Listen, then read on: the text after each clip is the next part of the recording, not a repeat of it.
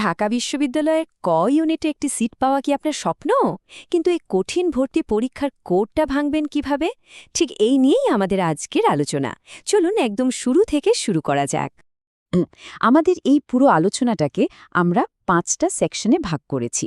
প্রথমে আমরা জানব কেন এই জার্নিটা শুরু করা দরকার। এরপর দেখব ভর্তি পরীক্ষার খুঁটিনাটি।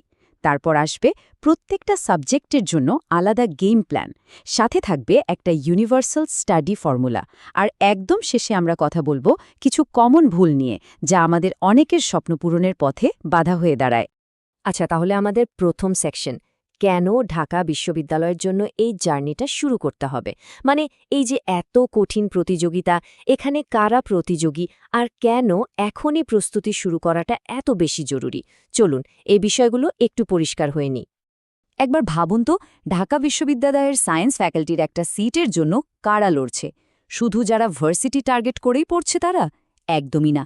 তাদের সাথে কিন্তু যোগ দেয় ইঞ্জিনিয়ারিং আর মেডিকেলের স্বপ্ন দেখা অনেক পরীক্ষার্থীও। তাদের জন্য এটা একটা সলিড ব্যাকআপ প্ল্যান। আর ঠিক এই কারণে কম্পিটিশনটা হয়ে যায় কয়েক গুণ বেশি কঠিন।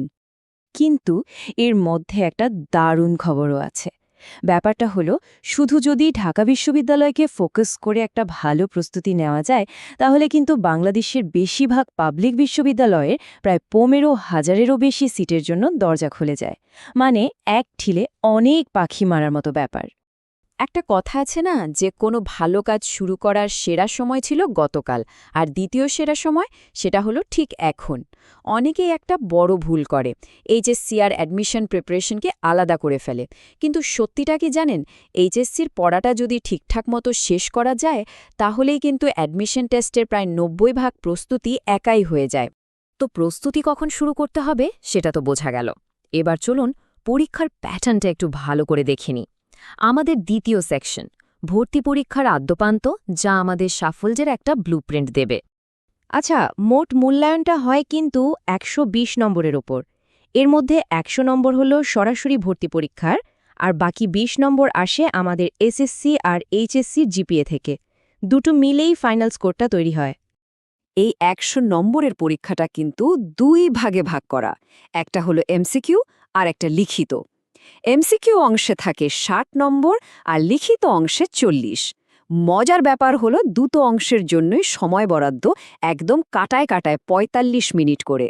আর সবচেয়ে গুরুত্বপূর্ণ বিষয়, দুটোতেই কিন্তু আলাদা আলাদা করে পাশ করতে হবে। এমসিকিউ অংশে প্রশ্ন থাকবে মোট 60টা। আর এই 60টা প্রশ্নের উত্তর দেওয়ার জন্য সময় কতটুকু জানেন? মাত্র 45 মিনিট। হিসাবটা সোজা, প্রত্যেকটা প্রশ্নের জন্য সময় পাওয়া যাবে মাত্র 45 সেকেন্ড। তার মানে প্রশ্ন পড়ে বুঝে উত্তর দিতে হবে এই অল্প সময়ের মধ্যেই। এখানে স্পিড আর অ্যাকিউরেসি ছাড়া জেতার আর কোনো উপায় নেই। পাশের নিয়মটা কিন্তু একটু ট্রিকি, এটা খুব ভালো করে বুঝতে হবে। এখানে কয়েকটা লেভেল পার করতে হয়। প্রথম হার্ডলটা হলো এমসিকিউ।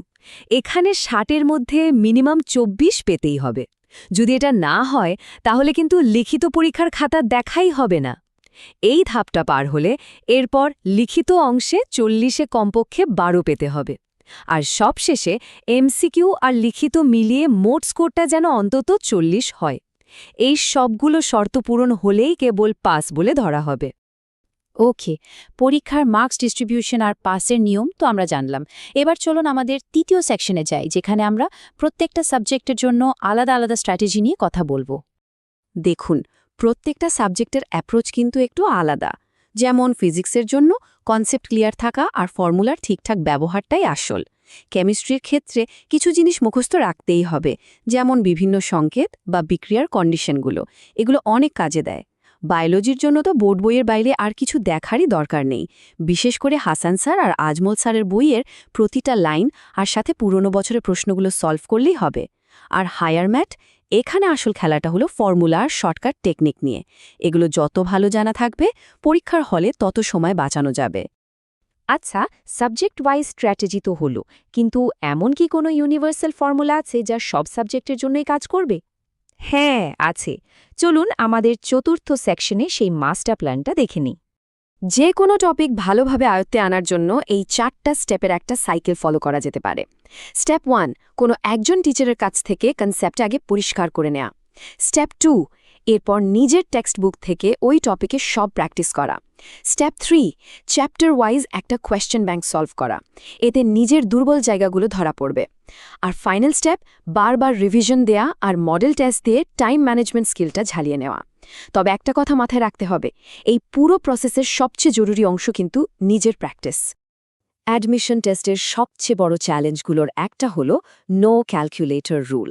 পরীক্ষার হলে কোনো ক্যালকুলেটর ব্যবহার করা যাবে না। আর এটার জন্য প্রস্তুতি কিন্তু এইচএসসি লাইফ থেকেই শুরু করতে হবে। লক্ষ্যটা হবে একটাই, ক্যালকুলেটর ছাড়া হিসাব করার অভ্যাস তৈরি করা একদম প্রথম দিন থেকে। অনেকেই রিটেন পার্টটা নিয়ে একটু ভয় থাকে, কিন্তু সত্যি বলতে এখানে ভয় পাওয়ার মতো কিছুই নেই। এখানে খুব কঠিন বা জটিল কিছু আসে না, বরং টেক্সট বুকের সেই সব ছোট ছোট ম্যাথগুলোই আসে যেগুলো সাধারণত 4-5 লাইনে ক্যালকুলেটর ছাড়াই সলভ করা যায়। আমরা প্রায় শেষের দিকে চলে এসেছি।